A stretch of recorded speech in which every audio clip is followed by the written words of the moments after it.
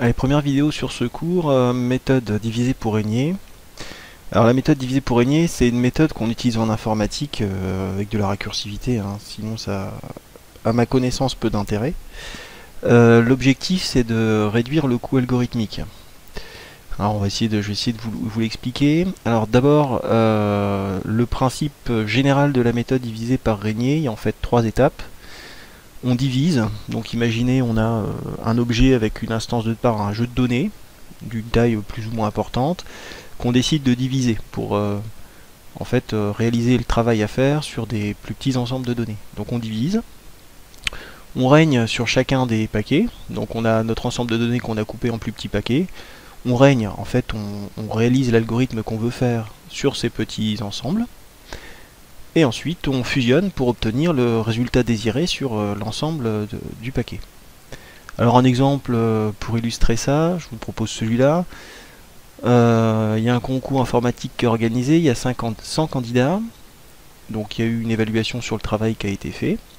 Chaque candidat a une note et on voudrait rendre les résultats dans l'ordre croissant des notes. Pas de chance, l'ordinateur est en panne et on doit donc trier les copies à la main. Alors il y a Bob, l'organisateur du concours, qui a une idée. On divise le tas de copies en deux. Il y a Bobby, son collègue, qui vient l'aider. Ils vont chacun trier un paquet. Donc ça, on est dans diviser. Chacun des paquets, les 100 copies sont divisées en deux paquets de 50. Bob et Bobby vont trier leurs paquets, donc on règne. Et ensuite, on va fusionner les deux paquets une fois que les paquets sont tous les deux triés. Donc c'est la troisième étape, c'est la fusion. Alors on pourrait imaginer avoir plus d'individus que Bob, avoir 4 individus, voire plus, et essayer comme ça de découper le travail encore pour rendre le travail plus rapide. C'est ça l'idée.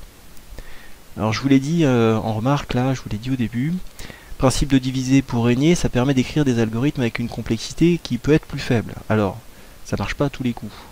Dans ce cours, on va voir deux exemples où ça fonctionne, le trifusion, et puis la rotation d'image d'un quart de tour en sens horaire. Donc pour ces deux-là, ça fonctionne, on a un gain en complexité. C'est pas le cas, par exemple, avec le calcul de la puissance de 2. Hein, si on applique le divisé pour régner là-dessus, on n'arrive pas à gagner de coûts en complexité. Mais en général, sur certains exemples, c'est fait pour ça, on gagne en coût. Il y a un théorème qui est hors programme complètement, c'est pour ça que je ne l'ai pas mis dans ce cours, qui s'appelle le théorème maître, qui nous donne un résultat qui en fait permet de déterminer l'ordre de la complexité en fait d'un algorithme qu'on a réalisé avec divisé pour régner, qui dépend de la complexité de départ en fait. Je rentrerai pas en détail plus que ça. Donc voilà pour ça. Je continue cette première partie en commençant, on va parler du trifusion. Donc trifusion, hein, c'est un algorithme de tri. On va parler de tri par fusion parce que ça va ressembler en fait beaucoup à notre exemple au-dessus. L'idée ça va être de trier des petits paquets et de les fusionner.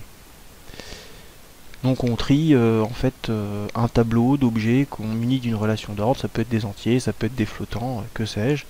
En tout cas, ça sert à trier.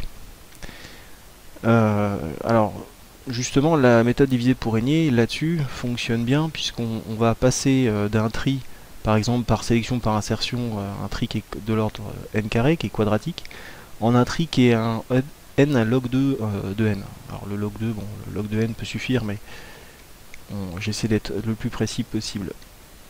Alors, j'ai construit cette chose-là pour essayer de vous faire comprendre l'intérêt, le gain entre n carré et de log 2 de n. Alors là, en abscisse, en gros, on a la taille des données. Alors c'est des ordres de grandeur, hein, d'accord. C'est vraiment pas quelque chose d'extrêmement rigoureux. C'est pour faire visualiser les choses. Donc ici, en abscisse, on aurait la taille des données et en ordonnée, on aurait l'ordre de grandeur de la complexité.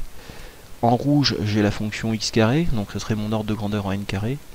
Et en vert, j'ai la fonction L log de n, en base 2. Bon, peu importe, encore une fois, le log en base 2, le log de n, quand on est sur des ordres de grandeur, ça change pas grand chose.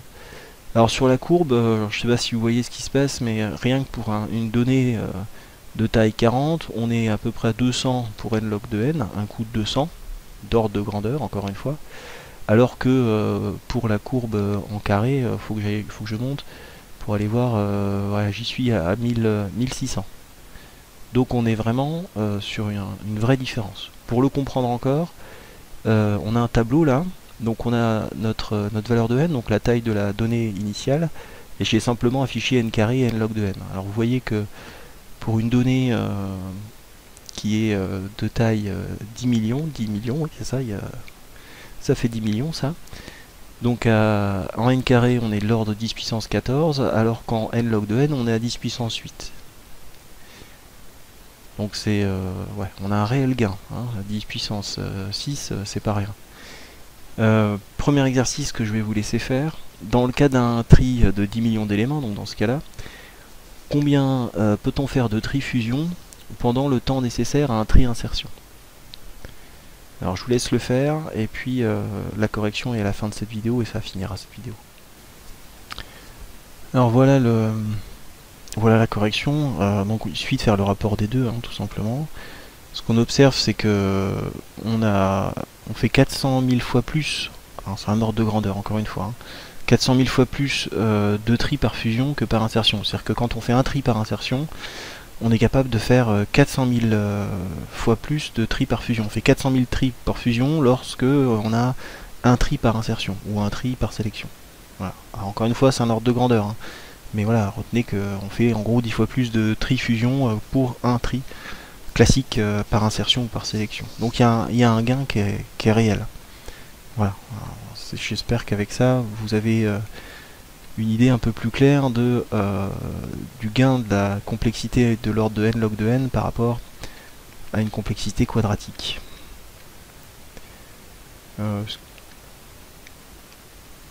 Ce qui termine cette première vidéo.